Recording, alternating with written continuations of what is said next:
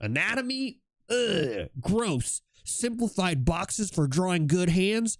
Sign me up. Let's do this. If you're watching this video, probably means that you want to learn about drawing hands. And in particular today on this stream, I'll be actually walking through one of my favorite educational artists, Taco, and we'll be going over their book and sharing with you the knowledge that is in this book. Hopefully you guys enjoy this video. My name is Kaycem. I am a professional character designer working in the animation industry, having worked for various studios, and I'm here to level up your skills both technically and creatively. So with that being said, let's get into today's tutorial.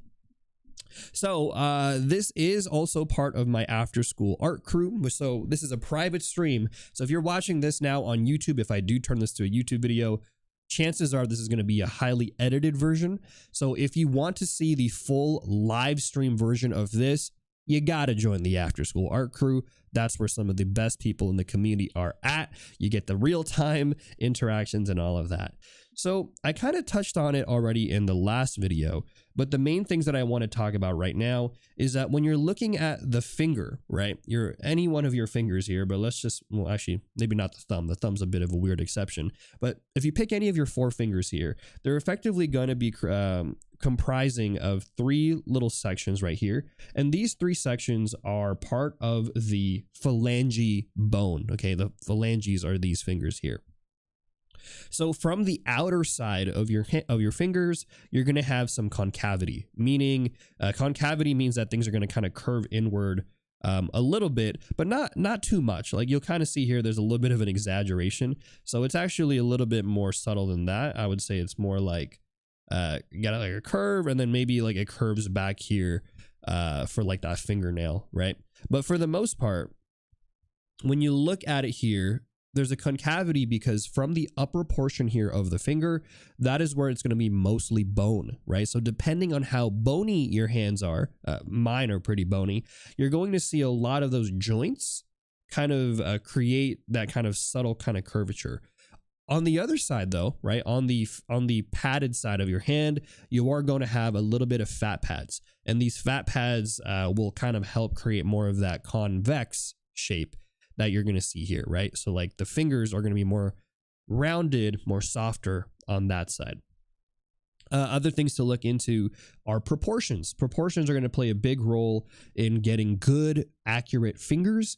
And the reason why is because if you don't have good proportions, your fingers might look something like, let me show you, right? If you don't have good proportions and you draw a good hand base like this, but then you draw your fingers and your fingers look like this, it might just look off, right? I mean, this kind of looks cool actually.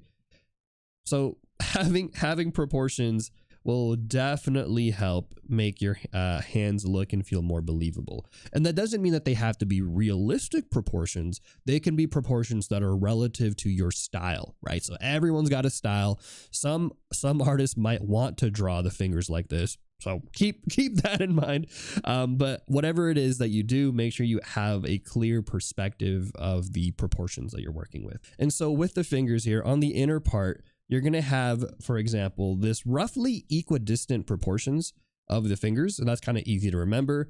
And then here, when you're looking at the outer part, from that like first start of that knuckle of your outer finger to that first joint right here is going to be about half the length of the remaining 2 parts.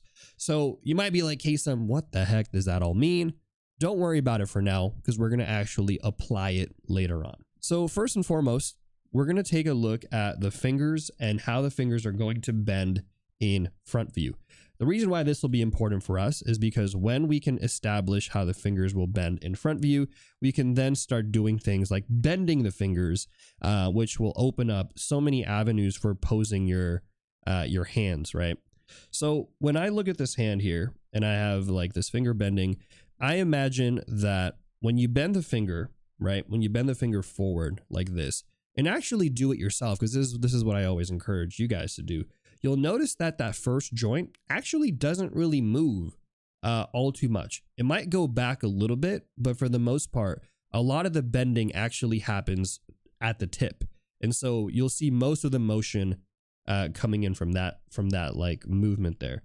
So with that being said, we're going to kind of imagine if this was bending down and this was being brought down here, and then this finger right here was being brought down, we'll have probably a little bit of that kind of like this finger going down like this, and then this finger going down like this. But we're not going to change it too much because, again, we're still keeping that bottom or that main finger, right? That main, the biggest joint there of that phalange, we're going to keep that one relatively not bent. But let's kind of bend it down one more time.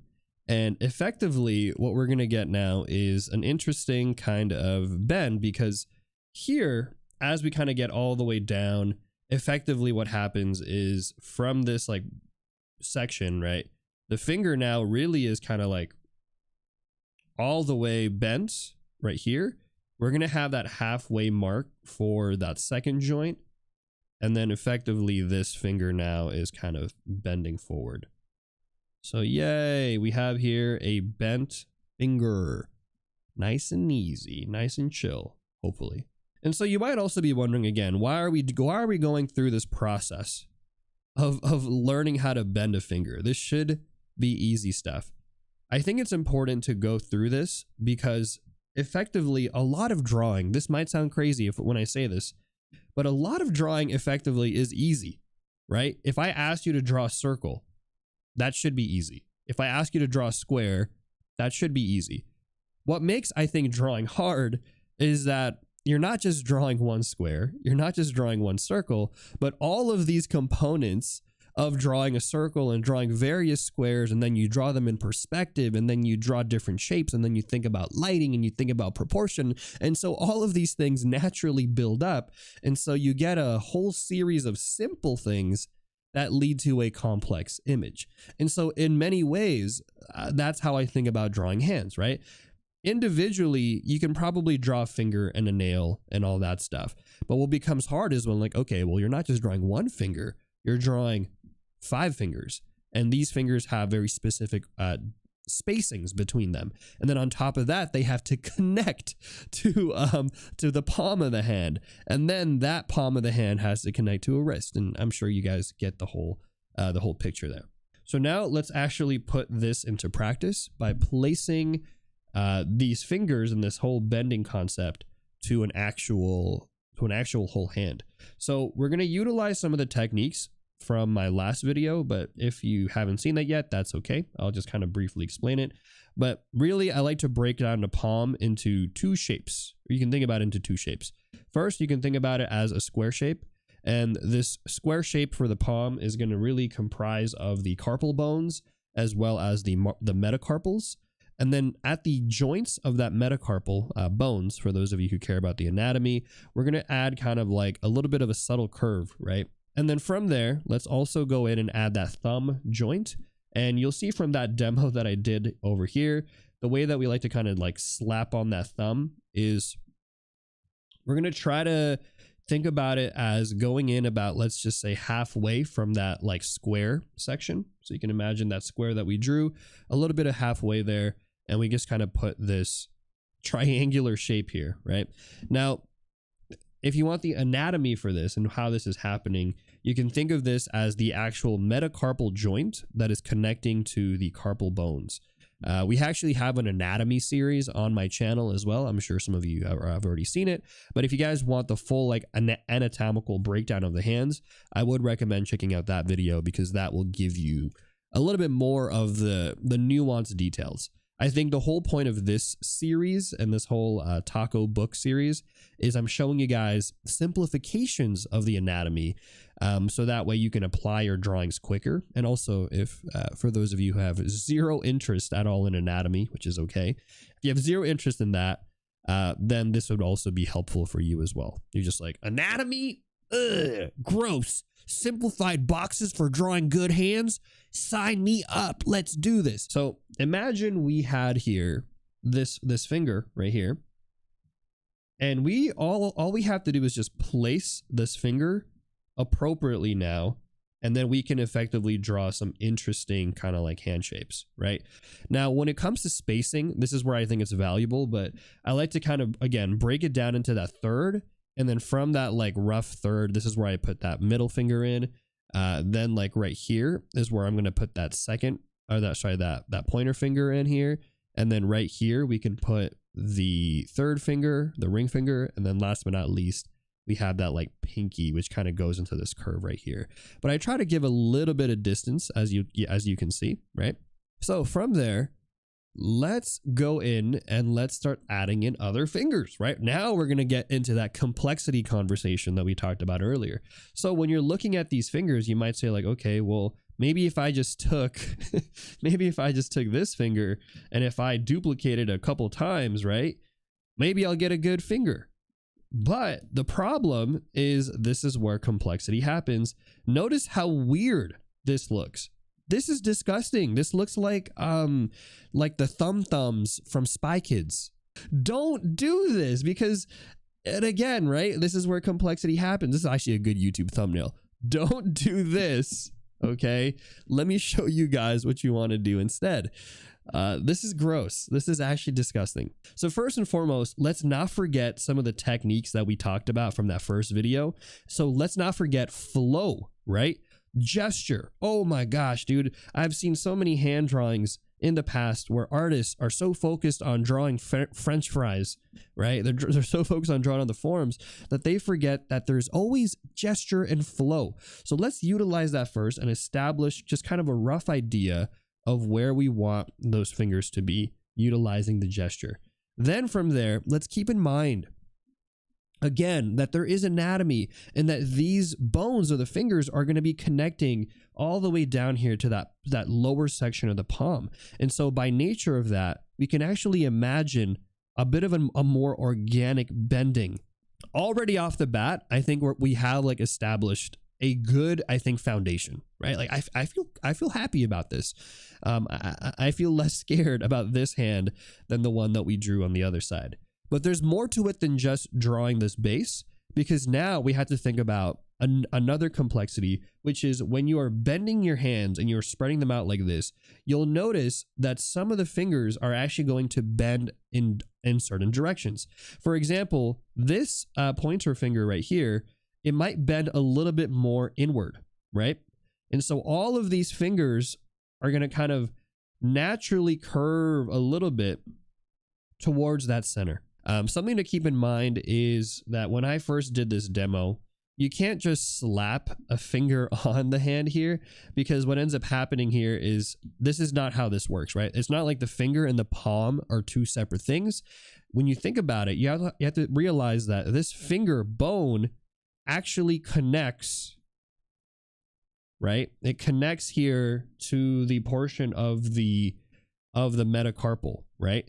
And so what I mean by that is when we take this hand drawing here, we actually have to kind of consider that and move this hand a little bit inward. So that way we're creating the proper overlap of this bone right here, of this phalange, connecting to this metacarpal right here of the palm. And so a subtle shift like that will also add to making it feel more believable, making it feel a little bit more grounded. And then from here at this point, I feel pretty good about it. And so I might go in here and just liquefy a bit, things a bit more. So now I'm going to kind of actually move this a little bit to make sure we're matching that gesture that we've established. And then from there, we can go in and I actually like this idea now that we're doing it. I like this idea of like having like a skeletal arm and like an x-rayed drawing for a character, but we're not going to do that today. So don't worry about that. Instead, we're just going to go in here. We're going to add some of the fat pads, right? So the palm itself is comprised of a couple things. One, there's going to be the fat pads here of the fingers, right? You can look at your own hand. You'll see these kind of fat pads. Then from there, we're also going to get some of the creasing and the overlap there of the fat pads of the thumb, but also the muscle of the thumb, also known as I believe the thenar. People on YouTube will correct me if I'm wrong, because people on YouTube will correct me even if I'm right. The YouTube comments sometimes are unhinged, but hopefully whatever I say here, sometimes I say things live and then, you know, these are not edited in any way. So I might mean something else, but just keep that in mind. Sometimes I say the wrong muscles, but it's usually because the naming is very similar and all that stuff, like hypothenar versus thenar. But I'll be always pointing out where these are going to be. So always do your own due diligence and look these things up as well. But last but not least, we can't forget the thumb, the big honcho himself, the thumb of this hand, right? Thumbs, unlike the rest of the fingers, they have so much range of motion. It's crazy. I'll show you guys right now, right? The fingers, these four fingers, they really just do a couple things. They bend this way, and then maybe there's a little bit of wiggle room, right? But the thumb can bend this way. It can wiggle. It can also move forward. It can move back. It can move up. It can move behind. It can move this way. The range of motion is huge with the thumb. And so oftentimes that's what I think gets me stumped when it comes to drawing. So let's talk a little bit about how to make it hopefully simple in this process. We've actually already done step one. Step one of making a thumb easy to draw, which is we bend over here and we create this little muscle connection, right? This little horseshoe shape here, not horseshoe, this like puck shape right here, this door stopper shape. And so that's already that first step. What this again represents is going to be that metacarpal bone in the thumb. And something that I've kind of started thinking about when it comes to thumbs is the thumb for me, joint wise, is still 1, 2, 3, right? In the past, I used to only think of the thumb as 1, 2, right? This part and this part, 1, 2. But I realized that when you think about it that way, you really limit this range of motion that is created by the metacarpal joint, that big joint of the thumb. And so instead, I think of my thumb as just like a leveled up mini boss version of my fingers, right? It's still 1, 2, 3 joints. It just has more ability. And so when you start thinking about it that way, you're kind of like, okay, cool. There's this joint here, right? Then from that joint, we're going to follow look at this. We're going to follow now the proportions that we talked about here, where this first half of that joint is going to be the same distance as this half over here. And so how do we use that in the thumb? Actually, we use it the same exact way. We use it like this. We take this half and then we go and now say, okay, well, I'm going to go like this and make this portion of the thumb. And then I'm going to make this portion of the thumb. And that way we have, take a look at that, proportions. Boom, boom is roughly about this distance from here to here. Then from there, I'm just going to kind of build up on those shapes, a little bit of overlap like this. And we have here, holy smokes, we got here a thumb. If you guys want to talk about fingernails and the proportion of fingernails and stuff, I don't remember if we talked about it in the first video. If not, what I'll say is I usually do the fingernail as about half the length of that first of that tip. That tip joint there, it's about half the length. And yeah, that's really it for now. For now, we've drawn here a hand that is effectively bending, right? And then we can kind of go in here a bit now, add a little bit more detail. Maybe we'll add in here the connection there of the inner portion of these, I always forget, tendons or ligaments. We're going to say either or. You know, you can, some people have two, some people have one, or that are like really prominent. So it's really up to you how much you want to connect and do. And then obviously you can add stuff like shadows. So maybe let's do that really quick. Shadows for me are so powerful, especially if you're someone who wants to work in animation, you want to work in anime, all that kind of stuff. Utilizing shadow is going to level up those forms like tenfold, because effectively when you're working in that like anime/animation style, you're really utilizing shapes, right? Lines and shapes to denote so many things. And so when you have additional information like shadows, like what we're doing here, you'll actually see how powerful that is when it comes to building up these forms even further. And voila. There you go. Handy. Lower the opacity because we don't need it to be that crazy. And we got some hands, some shadows, And that kind of builds up to draw this thing. Let's do a slightly more complex example because we said, hey, well, we have this now. Okay, we feel good about that. Let's go in now and let's do something that's a little bit more challenging. Okay, something that's gonna make you guys cry because that's what I'm here for. I'm here to make you guys suffer now so that you don't have to suffer later. Right? I don't know. That's my new motto for 2025. Suffer now, guys, so your life is easier later on. So we're going to start off now with that palm that we had, right? This idea for this palm. And we're going to kind of build off of that whole square and then the joints idea that we mentioned earlier. But now we're going to add some depth to it because let's say now the hand is coming towards us or there's a little bit of an angle tilt. And when you start thinking about it that way, okay, now we're going to go in here and we're going to actually piece in that thumb joint, and you'll see here that already off the bat, this is another level of complexity, right? We're adding in that basic shape that we had here, but by adding in depth, we're also now seeing a little bit more of that arch. We're seeing a little bit more of that top plane over here, right? And so we're getting more information. More information equals more complexity, and more complexity equals more suffering. So we're effectively following those same steps, right? Those same steps here that we had from that first hand demo that we did.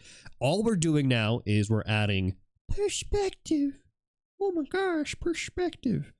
Perspective is sometimes the nightmare fuel that people underestimate, man. Perspective is like that secret sauce that takes your hand from a level 1 grunt to a level 100 mafia boss. It's like, it's crazy how much perspective can jump a drawing. So let's go in here now and let's start adding in some fingies. Now, before we get into drawing the fingies, let's talk about finger placement because we talked about it a little bit with this hand example, but let's talk about it now on this hand example. So here, let's kind of add a little bit of spacing, right? Where's that middle section that I said? That like that third, right? So there's like 1, 2, 3.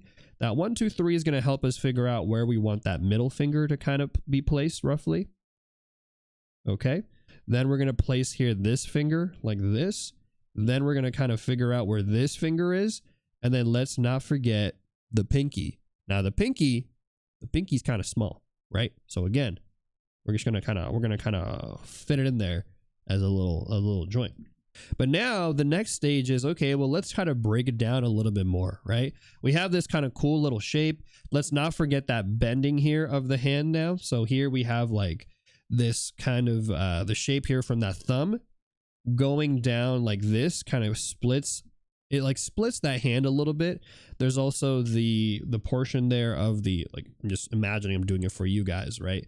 There is going to be here the section there, the thumb muscle, the palm there. And so now we're slowly building up the organic shape of this hand, but you'll notice how, again, let's not jump into all the crazy details just yet, buddy. Let's just chill with this. But now we're going to add in here the knuckles. And the knuckles, remember, the knuckles are just not random bumps. They're not just random little things on the finger. The bumps are actually the joints of the fingers connecting together, right? It's the metacarpal joint right here, that big bump, and then right here you have that lower section of your phalange. So that whole connection right there effectively creates this whole overall knuckle shape, right? The majority of it, yes, will be the metacarpal bone. That's the bone of the palm of the hand there, but it's still going to have that connection. And you might be wondering, Kaycem, why are we doing this? Like, why are we adding this now, right? Well, the reason why we add this now is because we're building up on these forms, and because we're going to be drawing stuff in front of, we're going to be extending these fingers a little bit, right? What's going to happen is these knuckles are going to be overlapped. But by drawing them first, we're going to be able to understand the positioning of these knuckles when they do get possibly overlapped, right? Or maybe they don't get overlapped. Maybe we'll do that example instead, where the fingers actually don't overlap. So from here, let's go now in and start adding in some of the fingers. So we talked about the bending of the fingers, right? We talked about this example and also the beginning example, but now let's kind of build up on that idea and let's say, all right, I'm going to take this finger and we're going to bend it here like this. And the length of this bend, by the way, is going to be relative to the proportion of this finger. What do I mean by that? This red line right here, this little red line right here, I'll explain what this is. This is me basically telling you guys that the length of the finger, right, from this joint all the way to the tip is roughly the length from that joint to the wrist. Okay, so why is that valuable? Well, because if you take this proportion that we've established and then we talk about the finger proportion that we've established here, we can then figure out that from that knuckle to here is going to be about halfway, and then from here to here is about a fourth. And so we've established the overall proportions of the hand. So when we go and add something that's a little bit more complex like this, and we're scratching our heads trying to figure out, well, okay, I have the knuckle here, and how am I supposed to figure out how long this is, right? This length, guys, is supposed to just be half the length of the palm. Oh, crazy, right? So now you take here the length from here to here, and this should roughly be the length from here to here. You get what I'm saying? And so that's why proportions can be so powerful, because then you can start building up these ideas of stacking proportions together, using them, and then adding them in perspective, and then it makes your whole life, I think, so much easier. So for those of you wondering, maybe like, Kaycem, how did you know? How did you know to make this joint here this long, right? Like, what the hell is the logic behind all this? Well, that is the logic, right? Because then now we go in here, we can say, cool, all right, well, let's go in like this. Let's add that first finger joint now, right? And we feel pretty good. We feel pretty good about this. I feel pretty good about this. So we're going to add this now. This like finger joint here that we have. And then we're going to add now the two other finger joints, right? And this one we already know the proportions of, because these are going to be half the length of this initial joint right here, this one right here. So now we're just playing a math game. We're like, okay, cool. Well, let's add that. Boom, boom, boom. Yo, what is this? We have a finger. See what I'm saying? Like this is what I mean when I tell you guys I'm like thinking about things analytically, and when I do it that way, it just makes your life so much easier. You're less miserable. You hate your art less because things are mathing. And now we have one finger joint that's bending inwards. So there we have like this, I would say, is pretty solid for that base of that knuckle, right? We have that gesture going on here. And then last but not least, let's add that thumb. And then I think we can clean it up and call this one a happy complex illustration. So for the thumb, we're going to do the same thing. We already have established this first joint.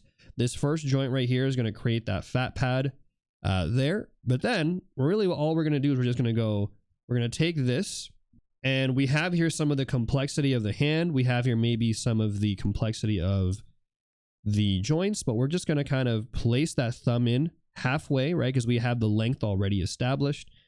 And that's really about it.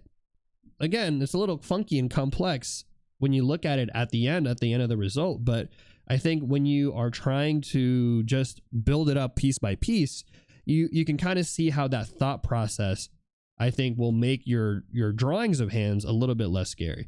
Now, if you guys want a little bit more of like what I would do from this is kind of my approach, right? If we wanted to draw this hand, what I would do instead is I would take the idea of what we want, right? So we want overall a fist.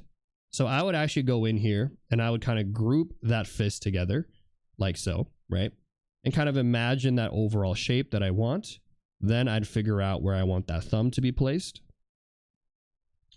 And then from there, I would go like this, and I have now an overall idea of the placement of my hand, right? And I'm using kind of like large shapes and gesture to effectively create the same concept. But instead, what I'm doing is I'm grouping all those fingers. So instead of treating these fingers as separate shapes or separate entities that we then kind of fold and bend, I'm really just trying to group them together like this.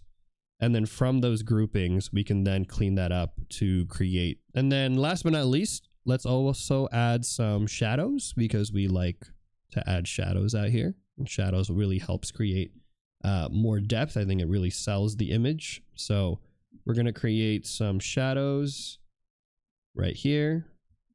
And I'm just going to, again, imagine these larger shapes. We have like a light source that is just hitting directly on effectively the that palm and the hand. Maybe we'll add some lighting here.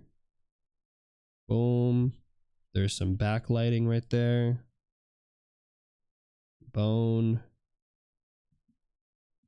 And look at how that also adds a layer of depth, right? And it again adds to the readability. It makes it a little bit more handy and structurally makes a little bit more sense, right? It feels more, what's the word? Like you can kind of read some of the forms better. So that's why, like, again, I believe adding shadows can make something so busted, because it really gives you oftentimes that additional piece of information that the viewer may need to be able to say, oh, this is 3D. This is not just a flat hand. This has shape and dimensionality and form and all that. And if you guys want to see the full rest of these demos that I do on stream, where I actually break down some of these challenging hands that you've provided for me, make sure to join the After School Art Crew, where you will find the full-length video in real time, as well as many other tutorial videos, resources, brush packs, and obviously an awesome community to do all of this with. But with that being said, thanks for watching today's video. Like and subscribe, and I'll catch you on the next one. Happy drawings.